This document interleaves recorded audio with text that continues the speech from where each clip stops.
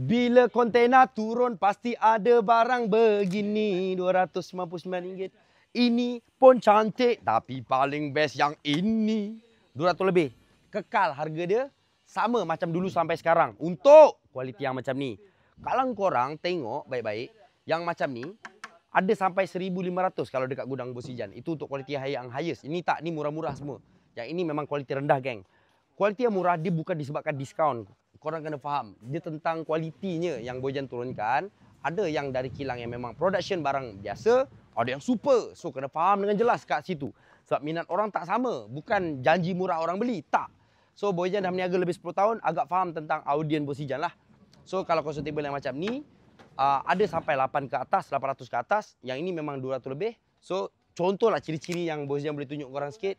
Yang macam ni lah. Cara finishing dia. Ada tampalan dia. Kurang cantik. Tapi ini pun sebenarnya kalau korang letak dalam rumah dah cukup. Lama lah pakai. Sampai boring lah nak pakai. Tahan juga tetap kayu jati. Cuma bezanya kemas tak kemas tu je. Dengan long term tak long term. Cara cantuman dia tu, geng. So ini Betawi RM299 untuk Cobra 2,000 lebih. Belakang ada banyak. Depan tu bersusun. Cobra full set 2,000 lebih. Untuk sofa 2,000 lebih. Dekat sini dengan pertengahan kemah ni. Nanti Bos Ijan tunjuk korang kain Turki 2,000 lebih banyak. Full set siap meja. So kalau korang datang gudang Bos Ijan, jangan terus fokus masuk ke dalam showroom nombor 1.